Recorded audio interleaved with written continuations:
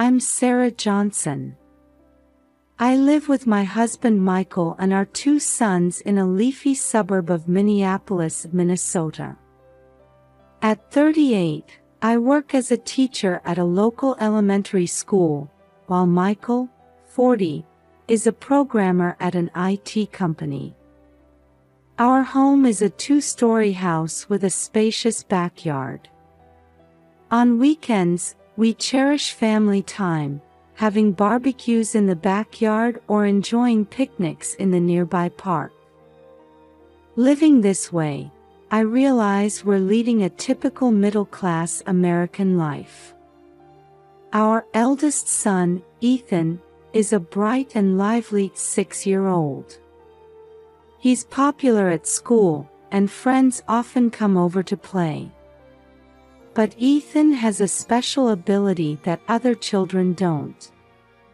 Sometimes, he can read people's minds or foresee future events.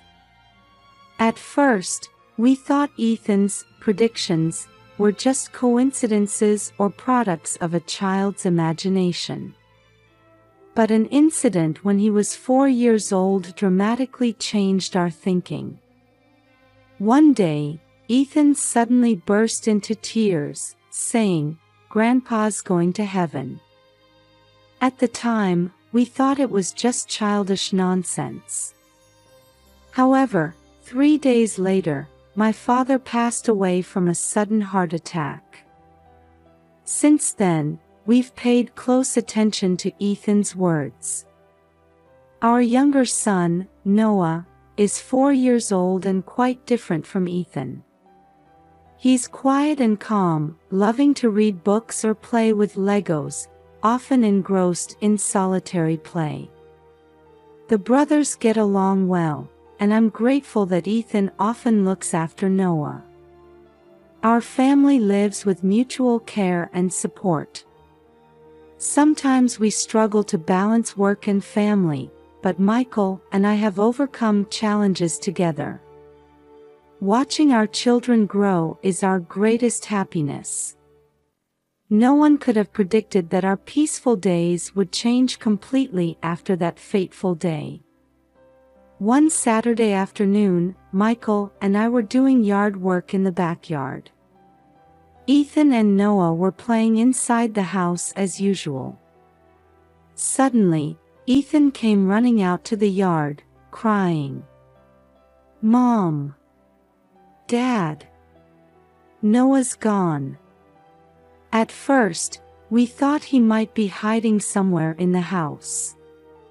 But after searching everywhere, we couldn't find Noah. Anxiety began to spread in my chest. Michael and I split up to search the neighborhood, but Noah was nowhere to be found. Panicking, I called 911. The police arrived and took details about Noah's disappearance. A search began immediately, with neighbors helping out. Hours passed, but Noah wasn't found. The police started a wider search and asked local media for cooperation. Our entire community mobilized to search for Noah. As night fell, I held a sobbing Ethan, praying for Noah's safety. Michael tried desperately to stay calm, but fear and anxiety were visible in his eyes. "Noah, please be safe," I repeated in my heart. Even the next day, Noah wasn't found. The search continued, with the FBI joining the investigation. We held a press conference, appealing to the public for information about Noah. "Has anyone seen our son Noah? He's 4 years old, with brown hair and blue eyes. He was last seen wearing a blue t-shirt and jeans. Please, any information, no matter how small, could help us find our son." My voice was shaking, but I managed to get the words out. Michael held my shoulder, supporting me. The community's support was heartening. Neighbors brought food and looked after Ethan. The church community held gatherings to pray for Noah's safety. However, as days passed, we felt hope fading. The police reports were always the same, no new leads. Ethan started crying at night, saying he could sense Noah was scared. We tried to comfort him, but Ethan's words filled me with fear too. A week passed, then a month, and then a year. The search was scaled back, and media interest waned. But we never gave up. We kept putting up Noah's pictures around town and spreading information on social media. Every night, I went to Noah's room, hugging his stuffed animals and praying. "Noah, Mommy will keep looking for you. We'll find you, I promise." Our family changed a lot over this year. We smiled less and talked less. Ethan became less active, and his teacher told us he had become quieter at school. Michael and I's relationship was also strained by stress. We didn't blame each other, but grief and anxiety seemed to build a wall between us. Still, we couldn't give up hope.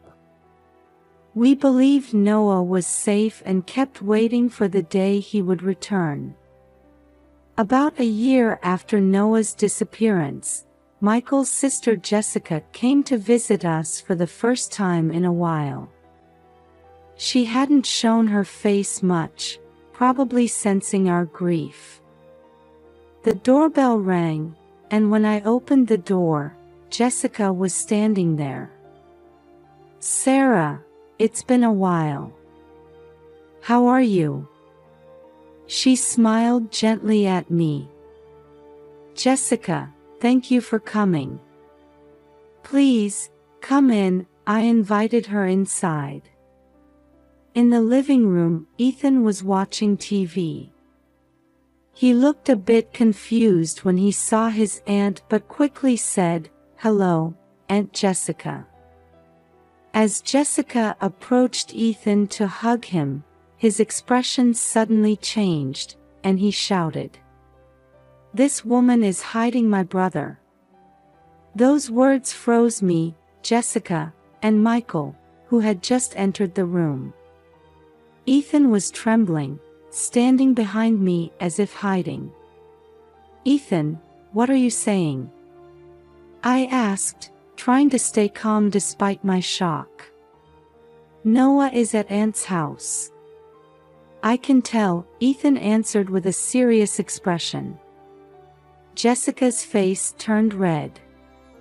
"What are you saying?" "That's impossible," she raised her voice. The atmosphere in the room instantly became tense. Michael looked confused, glancing back and forth between his sister Jessica and son Ethan. I felt my mind go blank. Remembering Ethan's strange ability, I struggled with whether to believe his words or think rationally. Michael sighed deeply and said, "Jessica, I'm sorry, but could you go home today? We need to talk as a family." Jessica was clearly upset but nodded and left. After she was gone, we were left in a heavy silence. "Michael, what should we do?" I asked my husband, seeking help. Michael ruffled his hair as he answered, "Honestly, I don't know. Should we believe Ethan's words, or?" We felt the complexity of American family relationships acutely. The difficulty of doubting blood relatives, the heart wavering between a child's intuition and adult rationality. There were no easy answers to these issues. Ethan looked at us with tears in his eyes. "Mom, Dad, please believe me. I'm not lying. I hugged Ethan and said, "We understand, honey. Mom and Dad will think about this seriously." That night, after the children were asleep, Michael and I talked for a long time. We couldn't completely ignore Ethan's words. However, we also wanted to avoid unjustly suspecting family. "Sarah, if Ethan's words are true..." Michael's voice was shaking. "But to suspect Jessica without evidence..." I couldn't hide my hesitation either.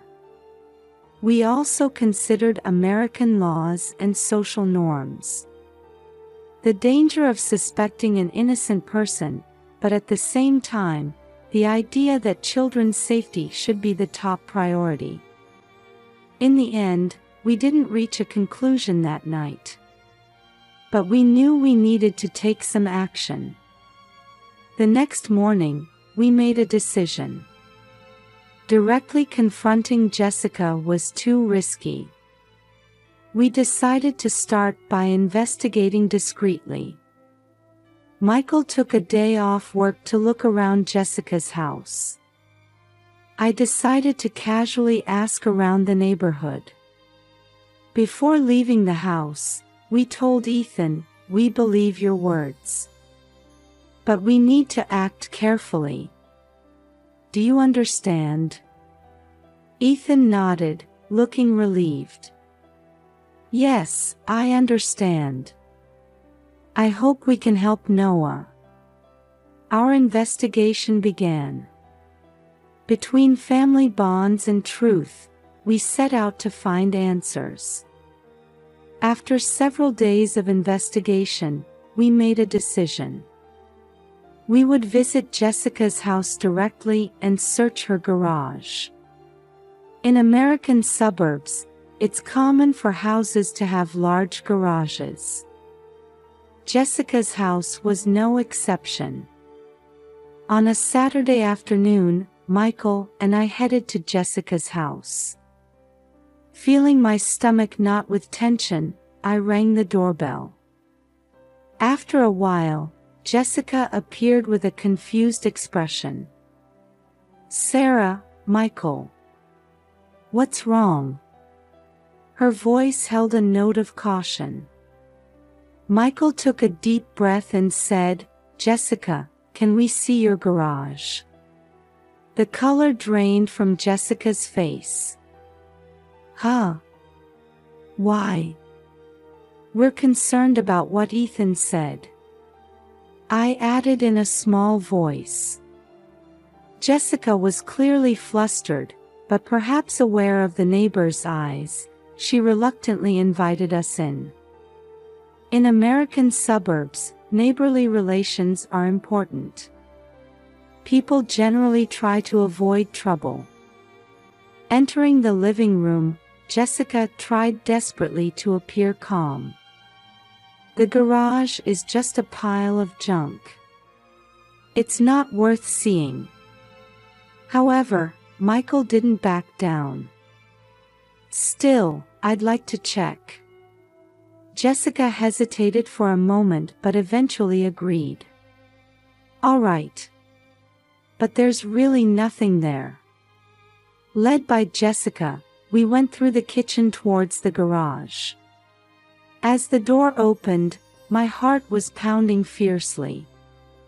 The moment we stepped into the garage, musty air hit our noses. Cars, gardening tools, and old furniture were scattered about. At first glance, it looked like an ordinary garage. But Michael's sharp eyes caught something. "That door." He pointed to a small door in the back wall. Jessica hurriedly began to make excuses. "That's just a storage room. There's nothing." Michael cut off her words and started walking towards the door. Jessica desperately tried to stop him, but Michael's determination was firm. "Open it, Jessica." Michael's voice was shaking, but there was a strong will behind it. Jessica, looking like she was about to cry, hesitated for a while but eventually took a key out of her pocket. The sound of the key turning seemed unusually loud. As the door opened, a dark space spread before us. Just as Michael was about to enter, we heard a faint sound. "Is someone there?" I called out in a trembling voice. Then, a small shadow moved from the back. Michael took out a flashlight, and when he shone it, there was Noah, looking thin and frail. "Noah!" I cried out, rushing towards him without thinking. Noah was frightened at first, but when he recognized our faces, he burst into tears. "Mama! Papa!" We hugged Noah tightly. After a year apart, we were speechless. The tears wouldn't stop. Meanwhile, Jessica had collapsed onto the floor. "I'm sorry. I'm sorry," she kept repeating, sobbing. The air in the room was tense. The desire to protect Noah, anger towards Jessica, and fear of the gravity of the situation were all mixed together. Michael sighed deeply and took out his cell phone. "We have to call the police." At those words, Jessica cried even harder. But we had no choice. Holding Noah, I was overwhelmed by complex emotions. Relief that my son was safe, anger and sadness towards Jessica, and anxiety about the difficulties ahead. "It's okay, Noah. You're safe now." I gently stroked Noah's head. Noah nodded slightly and clung to me. His body was thin and trembling, but he was alive. While Michael called the police, we moved from the garage to the living room. Jessica followed, looking completely broken. The time until the police arrived felt like an eternity. We continued to hold our son, sensing the long road ahead of us. After the police arrived and we explained the situation, we learned about Jessica's motives. As she responded to police questioning, she began to speak tearfully. I wanted a child. But I'm infertile." We gasped at Jessica's confession. In American society, many couples struggle with infertility. Despite advances in medical technology, the emotional and financial burden is significant, and many people suffer. Jessica continued, "Even after treatment, it didn't work. But everyone around me had children." We could feel the weight of social pressure in her words. When I saw Noah, impulsively, she covered her face and began to cry violently. Listening to this confession, I keenly felt the challenges of mental health in American society. With appropriate counseling and support, perhaps this tragedy could have been prevented. Michael sighed deeply. "Jessica, why didn't you talk to us?" She answered in a small voice, "I was ashamed. I couldn't tell anyone." This incident highlighted the importance of family communication and the need for social understanding of mental health issues. After Noah's rescue, we headed to the hospital. While he was being examined by doctors, people from the community gathered in the hospital lobby. Voices of joy over Noah's safety could be heard everywhere. "Thank goodness, it's a miracle," even strangers were shedding tears. I strongly felt the unity of the American community. It's in difficult times that people support each other. The doctor informed us that Noah's physical condition was relatively good, but psychological care would be necessary. Professional support is crucial, the doctor emphasized. When we returned home, neighbors brought food and necessary supplies. Church groups also visited, offering spiritual support. Ethan was overjoyed to be reunited with his brother, jumping up and down. "Noah, I'll never let you go again," he said, hugging him tightly. It warmed my heart. Through this experience, I deeply felt the importance of professional care and community support. I realized that while a single family might not be able to overcome such difficulties alone, with help from others, we can overcome anything. Several weeks after the incident, our family was gradually trying to return to normalcy. However, the impact of the trauma was significant, especially with Noah's continued night terrors. During this time, Jessica's trial was also progressing.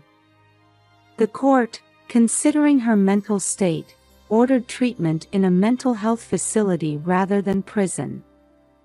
While we had mixed feelings, we tried to understand that this was the best path for Jessica. In America, family therapy and counseling are common in such situations. We too began our journey of recovery, guided by professional advice.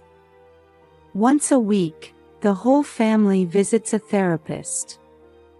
There, we put our feelings into words and understand each other's pain. When Ethan confided, "I want to cry when Noah cries," I felt the depth of our family bond. We also had individual counseling sessions. Noah gradually regained his smile through play therapy.